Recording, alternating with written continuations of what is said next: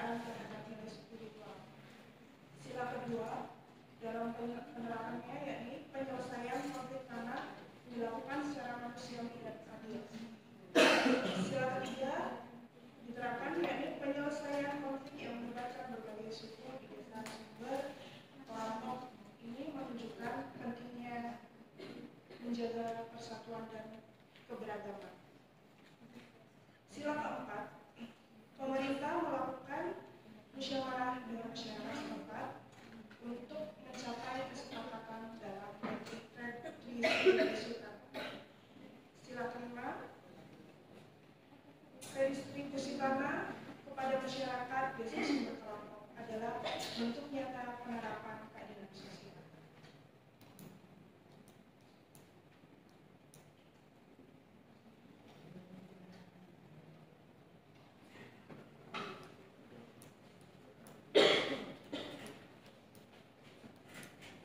Terima kasih untuk Mbak Enda atas penyampaian materinya. Selanjutnya adalah pembahasan oleh pembahas 1.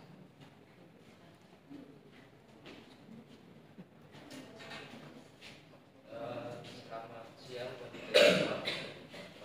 Sebelumnya saya mau bertanya tentang di poin sila kedua, yaitu tentang penyelesaian konflik tanah yang dilakukan secara manusiawi dan adil. Menurut Mbak Hani, bagaimana penjelasan Anda bahwa penyelesaian konflik itu dapat dilakukan secara manusiawi dan adil? Bagaimana hal itu dapat dikatakan secara adil, dan apa penjelasan adil menurut saudara? Mungkin itu Mbak Ani bisa ditanggapi.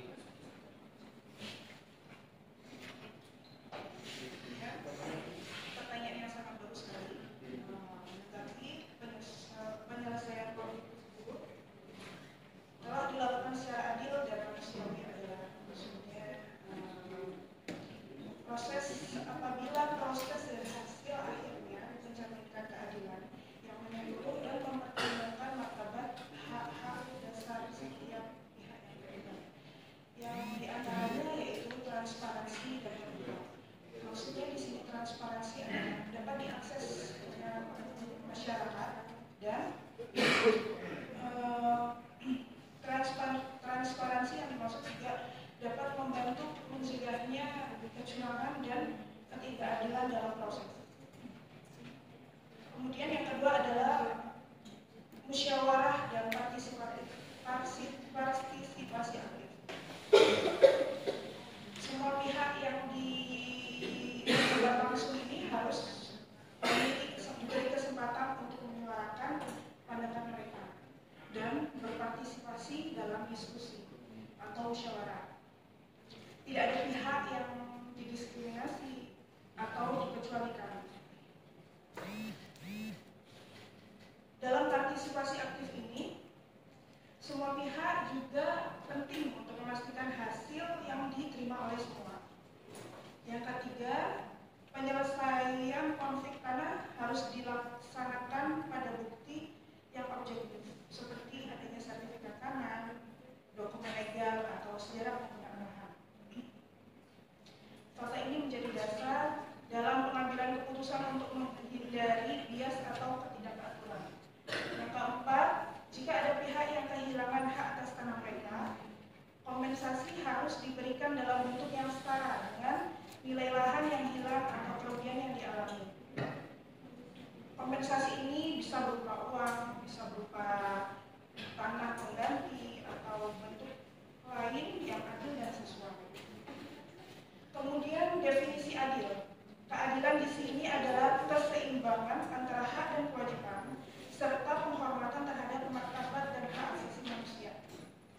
Dalam konflik tanah, keadilan tercapai karena keputusan akhir mencerminkan kesetaraan, penghargaan terhadap hak individu dan kelompok, serta penyelesaian yang menjaga kesejahteraan semua pihak yang terlibat. Terima kasih untuk Mbak Enda atas tanggapannya. Selanjutnya adalah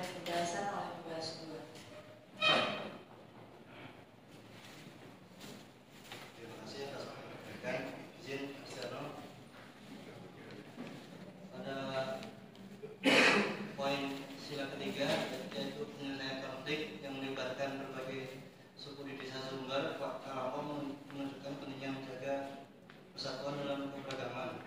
Yang saya tanyakan hari ini, bagaimana upaya penyelesaian konflik untuk memperkuat persatuan antara masyarakat Desa Sumber Kalampong dengan pemerintah Provinsi Bali. Terima kasih.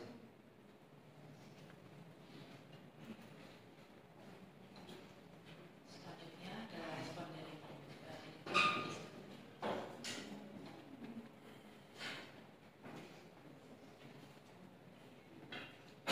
Upaya penyelesaian konflik di Desa Sumber Kalampong ini itu bisa memperkuat persatuan antara masyarakat dengan pemerintah melalui proses dialog dan musyawarah yang melibatkan berbagai pihak.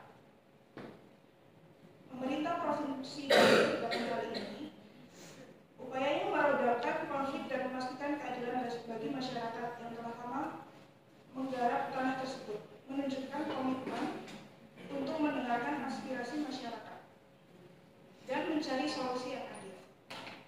Langkah-langkah seperti mediasi, pengukuran tanah, serta redistribusi tanah ini mencerminkan usaha untuk mencapai kesepakatan yang diterima oleh semua pihak, sehingga tercipta hubungan yang lebih harmonis dan solid antara masyarakat dan pemerintah. Dengan demikian, penyelesaian konflik ini tidak hanya menyelesaikan permasalahan agraria, tetapi juga memperkuat ikatan sosial di dalam masyarakat, menghindari potensi perpecahan dan menjaga persatuan bangsa sebagaimana yang dilakukan oleh sila ketiga Pancasila.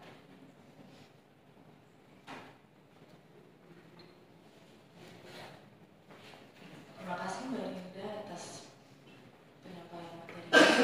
Selanjutnya untuk kesimpulan dapat kita ambil, yaitu secara keseluruhan penerapan nilai-nilai Pancasila membantu untuk masyarakat yang harmonis, adil dan sejahtera, serta memperkuat fondasi bangsa Indonesia dalam menghadapi tantangan global.